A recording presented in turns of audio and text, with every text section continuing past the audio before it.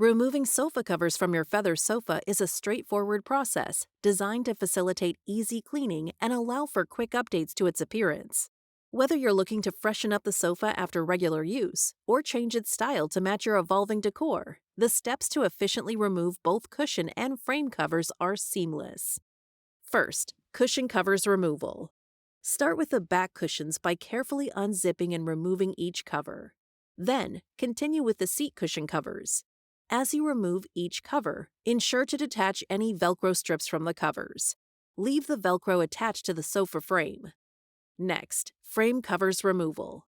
Unlatch the sofa from the bottom. This step might require you to flip the sofa onto its back for better access.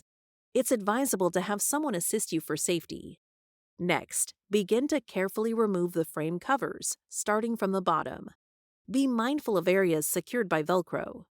Lastly, gradually work your way around the frame, removing all covers until the frame is completely uncovered.